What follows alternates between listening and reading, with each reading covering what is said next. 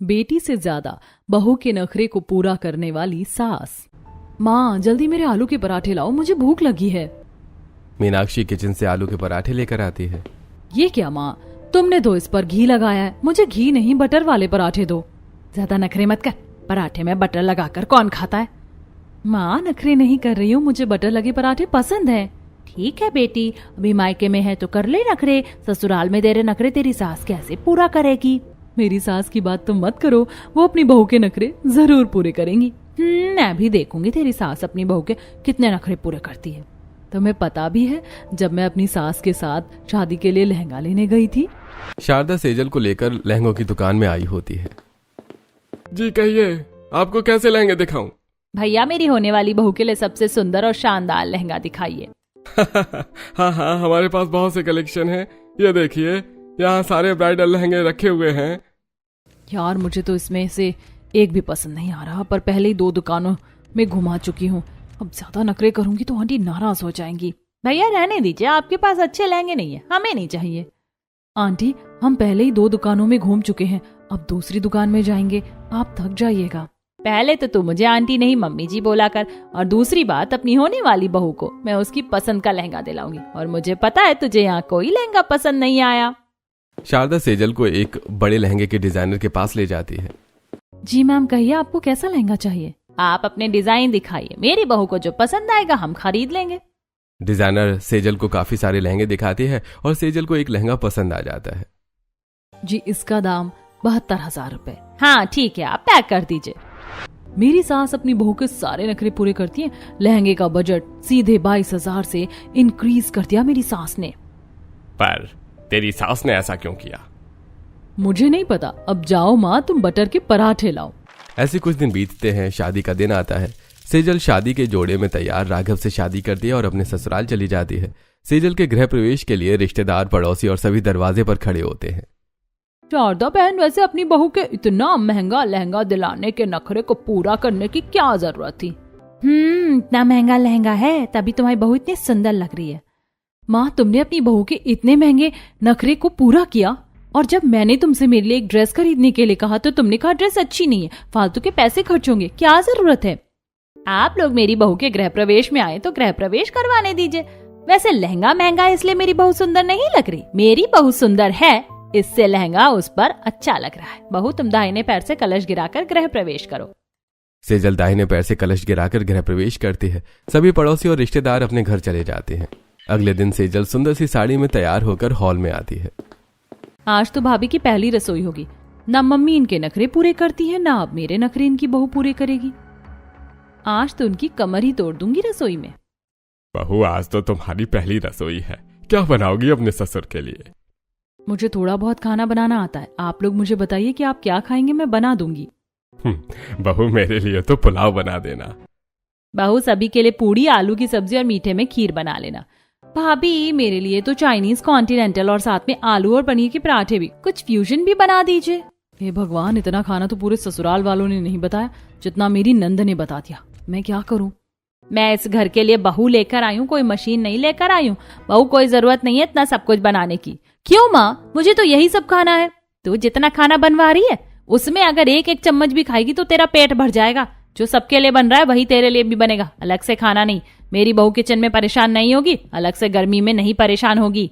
Sejal kitchen में आती है और सभी के फरमाइशों का खाना बनाना शुरू करती है। 1 घंटा बीत जाता है। सेजल अपनी पहली रसोई बनाकर डाइनिंग टेबल पर परोसती है। प्रीति को पनीर के पराठे परोसती है। वाह बहू, क्या पुलाव बनाया है तुमने। अच्छा खाना बनाया है तुमने। शारदा तेरी बहू ने तो खाना कमाल का बनाया है, क्या महक है, क्या स्वाद है। देख बेटी, मेरी बहू ने तेरी पसंद का भी खाना बना दिया, अब आराम से खा। शारदा की बात से चिढ़कर प्रीति खाने पर से उठ जाती है और घर से बाहर निकल जाती है।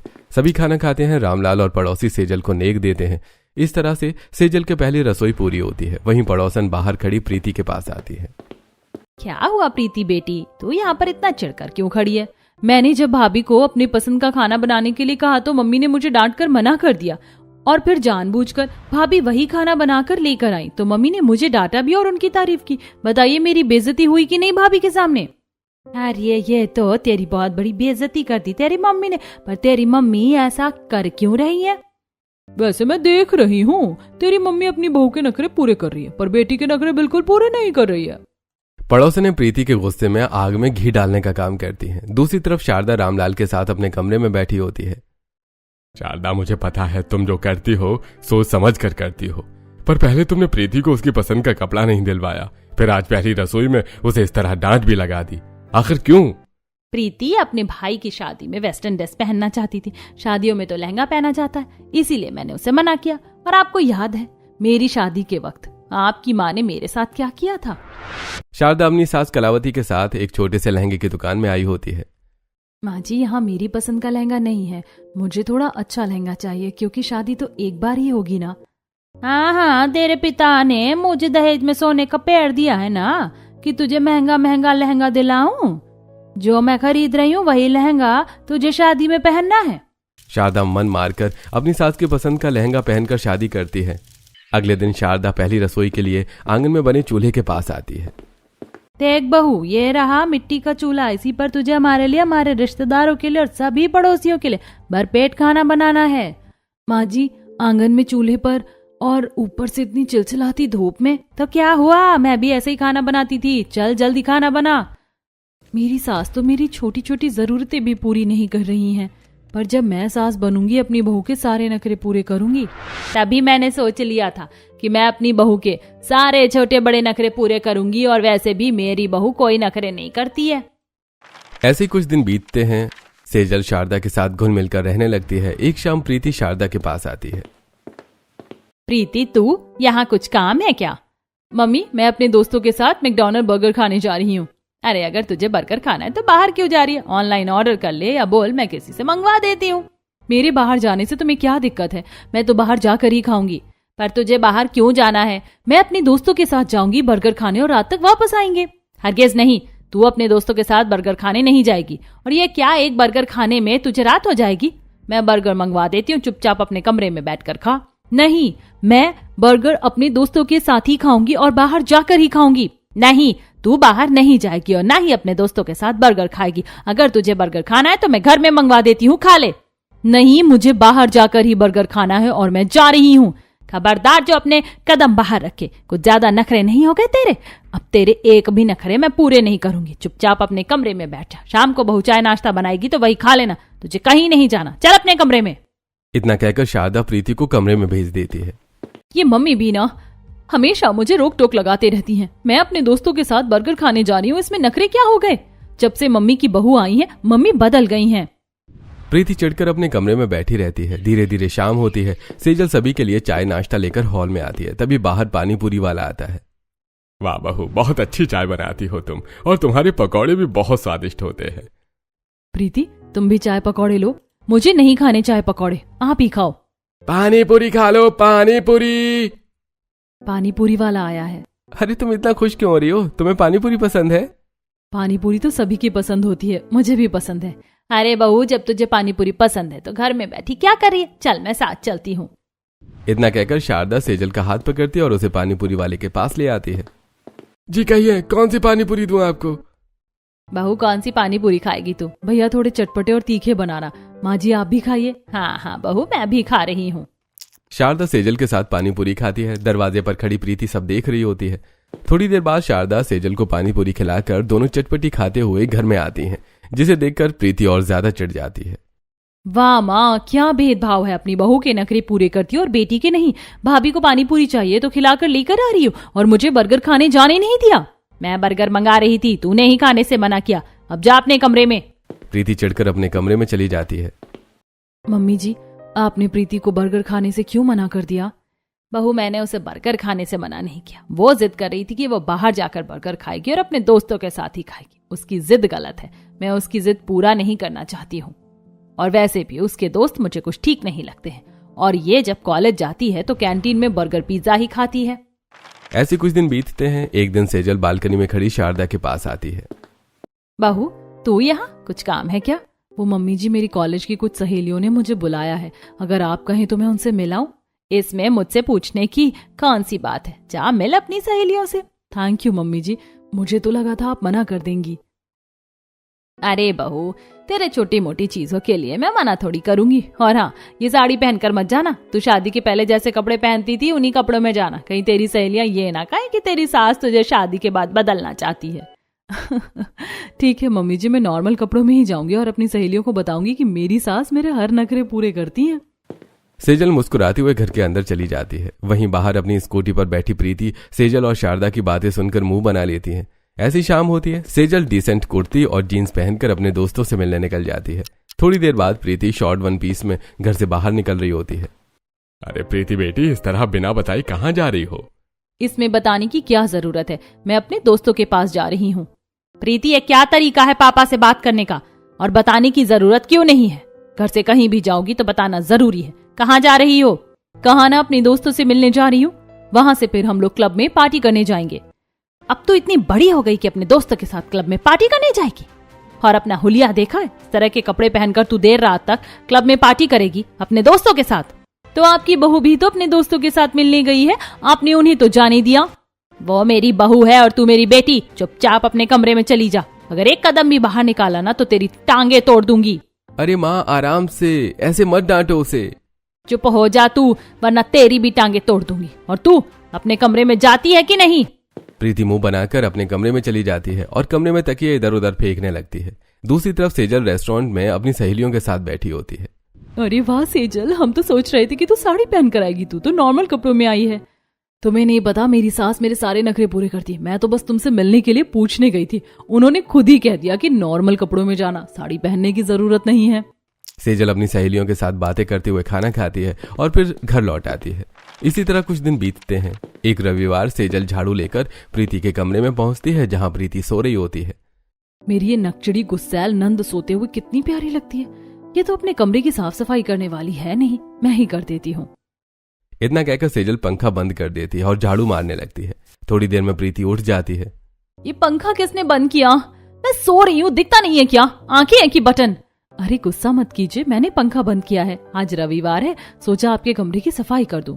मुझे सब पता है कि आप कितनी कमरे की सफाई करने आई हैं। मम्मी मेरे नखरे पूरी नहीं करती या मुझे डांटती हैं, इसका मतलब ये नहीं कि आप भी आकर मुझे परेशान करना शुरू कर देंगे। चुपचाप मेरे कमरे से बाहर निकलिए। तभी कमरे में शारदा आती है। प्रीति, तू इतना चिल्ला क्यों रही है अपनी भाभी पर? देखिए ना मम्मी, मैं सो रही हूँ और आपकी बहू ने आकर पंखा बंद कर दिया और कहती है कि मुझे झाड़ू मारना है। तो क्या गलत कह रही है? तू तो कभी अपने कमरे की साफ सफाई करती नहीं है। निकल तू कमरे से बाहर, बहू को अपना काम करने दे। निकल। हमेशा अपनी बहू की तरफदारी करना, बेटी की तरफदारी कभी मत करना। प्रीति चिढ़कर कमरे से बाहर निकल जाती है। मम्मी जी, आप हमेशा प्रीति को इतना डांटती क्यों रहती हैं? देखो वो कितना चिढ़ गई है आपसे। बहू चिढ़ने दे, अभी बच्ची है, मेरी बात नहीं समझती इसीलिए चिढ़ती है। पर वो इतने गुस्से में क्यों है आपसे?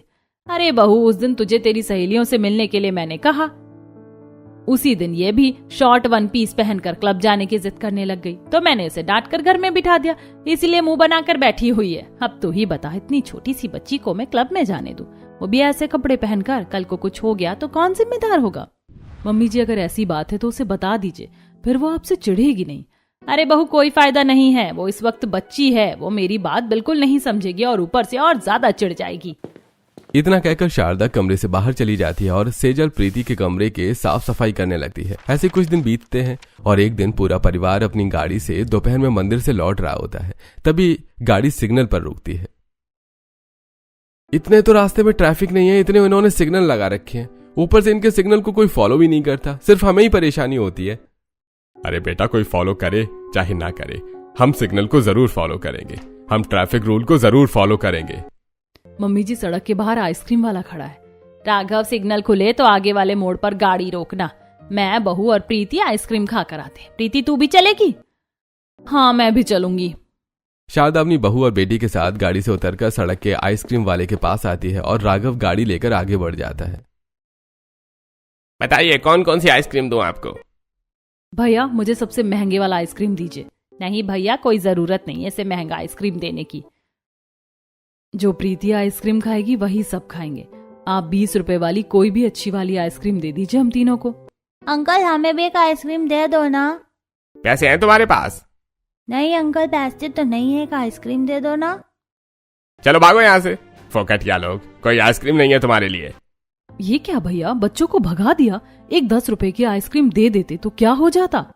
बहन जी, आपको नहीं पता, ये लोग अनाथ आश्रम के बच्चे हैं। इनके माँ बाप इन्हें छोड़ आते हैं, तो हम क्यों इनकी चिंता करें।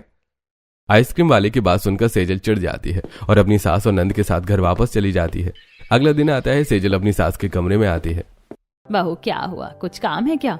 मम्मी जी, कल आपने देखा था ना उस आइसक्रीम वाले ने उस बच्चे को कैसे डांट कर भगा दिया। मुझे कल रात से ही मेरी आंखों के सामने वही बच्चा घूम रहा है। बहू साफ साफ बोलना, तू क्या कहना चाहती है? मम्मी जी, मैं उस अनाथालय के बच्चों के लिए कुछ करना चाहती हूँ। इतनी तेज गर्मी है, उनके कमरों में तो पंखा भी नहीं होगा। मैं चाहती हूँ कि हम उस अनाथालय को कुछ डोनेशन दें। वाह बहू, तू तो बहुत नेक दिल की है, बहुत अच्छा ख्याल है तेरा। रुक, मैं तुझे पैसे देती हूँ। इतना कहकर शारदा अलमारी की तरफ बढ़ती है। तभी प्रीति कमरे के बाहर आकर खड़ी हो जाती है। शारदा अलमारी से पैसे निकालकर सेजल को दे देती है और कहती है, बहू ये ले पैसे, तेरी जैसी मर्जी हो वैसे खर्च करना। मेरे लिए तो इनके पास पैसे नहीं होते हैं और यहाँ अपनी बहू को पैसे बांटे जा रहे हैं। इतना कहकर प्रीति अपने कमरे में चली जाती है। तभी प्रीति को उसकी सहेली शनाया का फोन आता है। हाय प्रीति, कैसी है? बहुत दिनों से हमसे मिलने भी नहीं आई। क्या बात कर रही है, अभी परसों ही तो हम लोग मिले थे। यार तुझसे 1-2 दिन भी ना मिलो तो लगता है जैसे कितने दिनों से नहीं मिली। अरे ऐसा सिर्फ तुम लोगों को लगता है, मेरी माँ तो मुझे समझती ही नहीं है। खैर वो सब छोड़, तू बता कैसे याद किया? यार चलना, मिलते हैं, कुछ एंजॉय करते हैं, मजा आएगा। ठीक है मिलते हैं, और आज की पार्टी मेरी तरफ से, तुम लोग ही मेरे सच्चे दोस्त हो। ठीक है डूड, तो तैयार होकर आ जा, फिर हम लोग पार्टी करते हैं। इतना कहकर शनाया फोन रख देती है। मम्मी ने अपनी बहू को पैसे दिए हैं तो अब उन्हें मुझे भी पैसे देने पड़ेंगे। इतना सोचकर प्रीति शारदा के पास चली जाती है। क्या हुआ बेटी, तू यहाँ क्यों आई है? मम्मी मुझे 5,000 रुपए दो ना। 5,000 रुपए? तुझे 5,000 रुपए किस लिए चाहिए? तुम पहले मुझे पैसे तो दो। अरे ऐसे कैसे तुझे 5,000 रुपए दे दूं? 5,000 रुपए कोई 5 रुपए नहीं है। जब तक तू नहीं बताएगी किस लिए चाहिए तब तक मैं तुझे पैसे नहीं दूंगी। अपनी बहू को तो इतने सारे पैसे देते समय नहीं पूछा कि क्यों चाहिए। बहू क्या करेगी? उन्हें तो कह देती हूँ जाओ, जैसे खर्च करना है वैसे खर्च करना, जिसे देना है उसे देना। अब मुझे पूछ रही हो कि मैं पैसे क्या करूंगी? तू बार बार मेरी बहू से कंपेयर मत किया कर। मेरी बहू अलग है, तू अलग है। जब तक तू नहीं बताती कि पैसे का क्या करेगी, मैं तुझे 1 रुपया नहीं दूंगी। मैं अपने दोस्तों के साथ पार्टी करने जाऊंगी। कोई जरूरत नहीं है तुझे अपने दोस्तों के साथ पार्टी करने की। अपने दोस्तों के साथ पार्टी करने के लिए मैं तुझे 1 रुपया नहीं देने वाली। जा यहाँ से।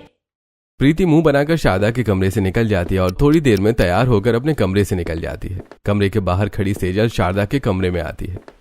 ये क्या मम्मी जी, आपने मुझे पैसे दे दिए और प्रीति को पैसे देने से मना कर दिया। क्यों मना कर दिया? आप उन्हें भी दे देती। बहू तुझे पैसे चाहिए थे नेक काम के लिए, अनाथालय में देने के लिए। उसे पैसे चाहिए अपने दोस्तों के साथ पार्टी करने के लिए। पर मम्मी जी, बच्चे तो दोस्तों के साथ पार्टी करेंगे ना, आपको उसे पैसे दे देने चाहिए थे। बहू तुझे नहीं पता उसकी कैसी हरकतें हैं और कैसी दोस्तें हैं। उसे पैसे देना मतलब उसके गलत नखरों को बढ़ावा देना होगा, और मैं उसके गलत नखरे बिल्कुल भी पूरा नहीं करना चाहती हूँ। मम्मी जी गलत नखरे? दोस्तों के साथ पार्टी करना गलत नखरे कैसे हुए? बहू अभी कल शाम को ही मुझे इसके ट्यूशन टीचर का फोन आया। पता है उन्होंने क्या कहा? नमस्ते सर, आपने कैसे याद किया? नमस्ते मैडम, आपसे प्रीति के बारे में कुछ बात करनी थी। हाँ सर बोलिए, प्रीति के बारे में कुछ बात करनी है क्या? प्रीति पढ़ाई नहीं कर रही है क्या? जी, प्रीति की यही कंप्लेन है, पढ़ाई पर बिल्कुल उसका ध्यान नहीं है। और मैंने फोन इसलिए किया है कि प्रीति की 2 महीने से फीस नहीं आई है। प्रीति तो हर महीने मुझसे फीस लेकर जाती है, इस महीने भी फीस लेकर गई थी। हेलो शारदा जी, आप सुन रही हैं? हाँ हाँ सर मैं सुन रही हूँ, आप चिंता मत कीजिए, मेरा ध्यान कहीं और चला गया था। मैं आपको पैसे भिजवा दूंगी, राघव के आते ही मैं आपको ऑनलाइन पैसे डलवा दूंगी। हाँ जी ठीक है, और प्रीति को पढ़ाई की टेंशन आप मत लीजिए, वो मैं देख लूंगा। इतना कहकर प्रीति के सर फोन रख देते हैं।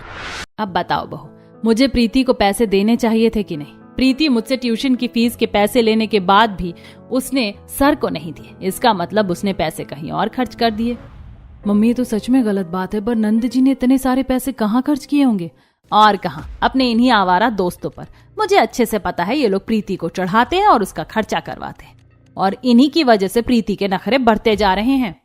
शारदा की सारी बातें सुनकर सेजल अपने कमरे में चली जाती है। कुछ देर बाद सेजल छत पर आती है और सूखे हुए कपड़े इकट्ठा करने लगती है। तभी सेजल की नजर नीचे प्रीति पर पड़ती है। प्रीति तैयार होकर घर से निकल रही होती है।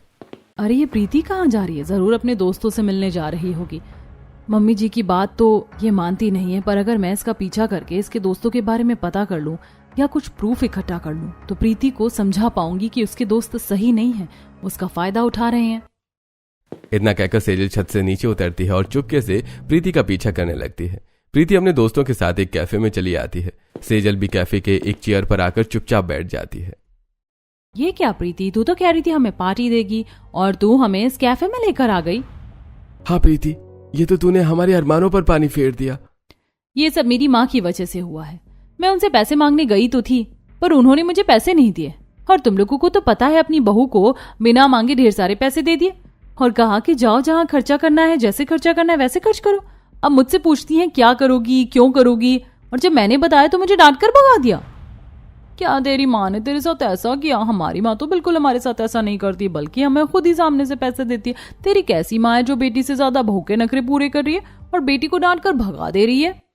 यार मैं तो ऐसी माँ को सबक सिखाने के लिए घर छोड़कर ही भाग जाती। भला ऐसी कोई माँ करती है? यस, सही कह रही है शनाया, तेरी मम्मी तो तेरे साथ बहुत गलत कर रही है। मुझे पता है मेरी मम्मी मेरे साथ बहुत गलत कर रही है। एक दिन देखना, इन्हें सबक सिखाने के लिए मैं भी घर से भाग जाऊंगी। अच्छा तू ऑर्डर कर, हम सबके लिए कॉफी मंगा। वेटर, सभी के लिए कॉफी और मेरे लिए एक माचा लेकर आना। ठीक है जी, अभी लेकर आता हूँ। प्रीति अपने दोस्तों के साथ कॉफी पीती है और थोड़ी देर बातें करती है। ठीक है फ्रेंड्स, मैं चलती हूँ, ज्यादा देर रुक गई तो फिर मेरी मम्मी मुझे डांटने लगेंगी। अगर तेरी माँ आज भी तुझे डांटे ना तो तू घर छोड़कर ही भाग जाना, अपने आप तेरी माँ की अकल ठिकाने आ जाएगी। प्रीति अपने दोस्तों की बात सुनती है और मुंह बनाकर वापस चली जाती है। यार सारा मूड खराब कर दिया इसकी वजह से। अरे हम तो सोच रहे थे हमारी एटीएम आ रही है, हम एंजॉय करेंगे, पर हमारी एटीएम तो कुछ निकाली ही नहीं। अरे कोई बात नहीं, हमने इसके कान इतने भरे हैं ना, देखना ये घर जाकर अपनी माँ को बहुत परेशान करेगी और पैसे लेकर ही आएगी। इसकी माँ बहुत चालाक है, इसे पैसे नहीं देंगी। यार इसकी माँ चालाक है तो ये नखरे वाली बुद्धू है, देखना ये पैसे लेकर जरूर आएगी, और अगर नहीं लाई तो इसे घर छोड़कर भगा देंगे। सेजल प्रीति की सारी बातें सुन लेती है और वो उनकी बातों की वीडियो बना लेती है।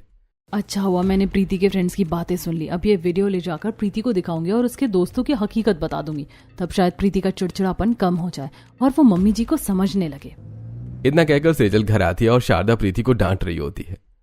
तेरी हिम्मत कैसे हुई कि मैंने मना किया फिर भी तू बिना पूछे घर से बाहर चली गई? जैसे जैसे तू बड़ी हो रही है वैसे वैसे तेरे नखरे भी बढ़ते जा रहे हैं। माँ तुम हर बार मुझे डांटती हो, मेरे नखरों पर ताना मारती हो। तुम्हारी बहू से बहुत कम नखरे हैं मेरे, और तुम अपनी बेटी की जगह बहू के नखरे पूरे करती हो, इसीलिए मुझे ताने मत मारो। इस तरह शारदा को उल्टा जवाब देकर प्रीति अपने कमरे में चली जाती है। ये सही समय नहीं है वीडियो दिखाने का, अभी प्रीति बहुत चिढ़ी हुई है, अगर अभी दिखाऊंगी तो और चिढ़ जाएगी। सही समय आने पर ही दिखाऊंगी। इतना कहकर सेजल अपने कामों में लग जाती है। रात होती है, सभी खाना खाकर अपने अपने कमरे में सो जाते हैं। रात के 2 बजे शारदा की आंख खुलती है। आज तो कुछ ज्यादा ही सख्ती से बात कर ली। मेरी बच्ची ने आज तक मुझे कभी इस तरह उल्टा जवाब नहीं दिया। उसके कमरे में जाकर उससे बात करती हूँ, क्या पता जाग रही हो। इतना सोचकर शारदा चुपचाप अपने कमरे से निकलकर प्रीति के कमरे में आती है। कमरे में प्रीति नहीं होती है। स्टडी टेबल पर एक चिट्ठी रखी होती है और बालकनी से एक रस्सी लटक रही होती है। अरे ये प्रीति कहाँ गई और ये बालकनी से रस्सी क्यों लटक रही है? हे भगवान, ये कैसी चिट्ठी है? शारदा चिट्ठी उठाकर पढ़ना शुरू करती है। माँ तुम बेटी से ज्यादा बहू के नखरे पूरे करने वाली सास हो। तुमसे परेशान होकर मैं घर छोड़कर जा रही हूँ। Goodbye. अब तुम्हें अपनी बेटी के नखरे नहीं झेलने पड़ेंगे। राघव, हे जी सुनते हैं, सभी यहाँ जल्दी आइए। शारदा की आवाज सुनकर सभी तुरंत प्रीति के कमरे में आ जाते हैं। क्या हुआ शारदा, तुम इतनी घबराई हुई क्यों हो? चिल्ला क्यों रही हो? ए जी मेरी फूटी किस्मत, मैंने अपनी बेटी पर इतनी सख्ती कर दी कि वो घर छोड़कर भाग गई है। ये देखिए चिट्ठी छोड़कर बालकनी से भाग गई। अब मैं क्या करूं?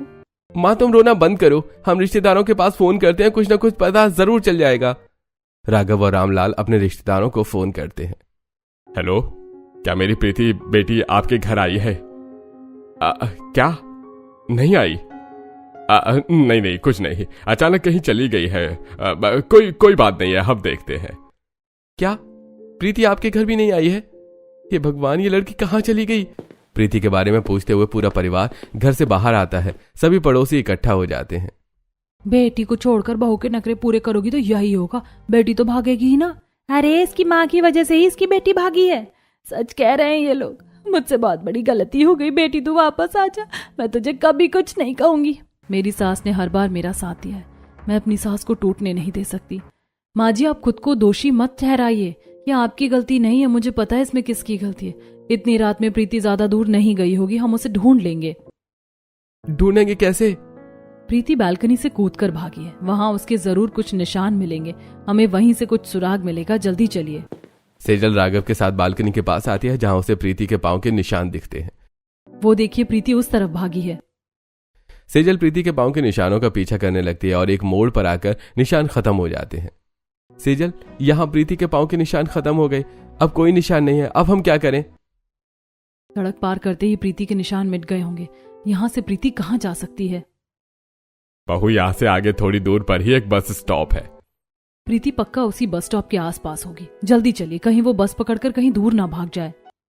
पूरा परिवार दौड़ते हुए उस बस स्टॉप के पास जाता है जहां प्रीति अकेले बैठी होती है। प्रीति बेटी, तू यहाँ क्या कर रही है? घर वालों को देखती ही प्रीति जंगल की तरफ भागने लगती है।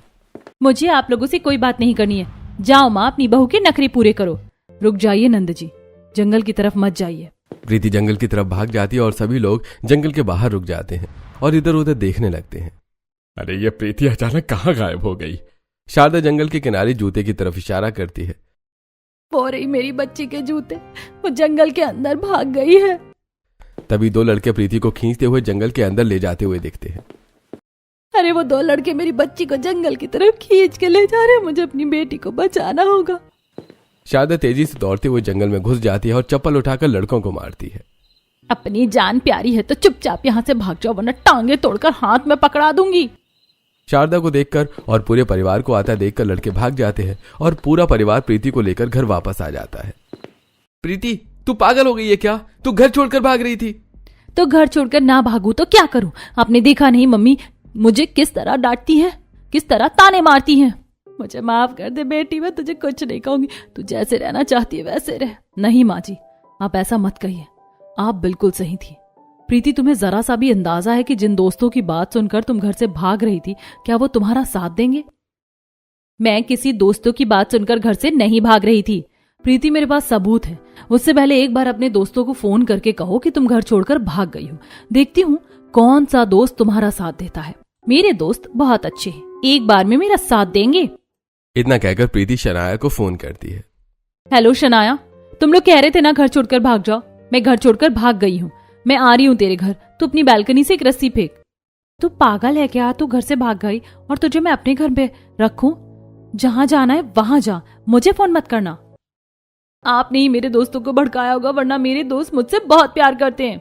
हे भगवान, ये वीडियो देखिए। सेजल मोबाइल में रिकॉर्ड किया हुआ वीडियो प्रीति और सभी घर वालों को दिखाती है। अब तो समझिए माँ जी आपके नखरे क्यों पूरे नहीं करती थी। माँ जी आपके लिए गलत नहीं थी, सही सोचती थी, और आपके दोस्त दोस्त नहीं है, दुश्मन है। अब प्रीति को अपनी गलती का एहसास होता है और उसे पता चलता है कि उसके फ्रेंड्स कैसे हैं। भाभी थैंक यू सो मच, आपने मेरे फ्रेंड्स की सच्चाई मेरे सामने लाकर मेरी आंखें खोल दी। इनके बहकावे में आकर न जाने मैंने मम्मी को क्या क्या नहीं कह दिया, और न जाने मैं इनके बहकावे में आकर क्या क्या करती। और मम्मी प्लीज मुझे माफ कर दो, आज से मैं कभी नखरे नहीं दिखाऊंगी और तुम्हारी सारी बात मानूंगी। इस तरह बेटी से ज्यादा बहू के नखरे पूरे करने वाली सास की असली वजह सामने आ जाती है और अब घर की बेटी अपनी माँ के नखरे दिखाने की जगह अपनी माँ के बताए नक्शे कदम पर चलने लगती है।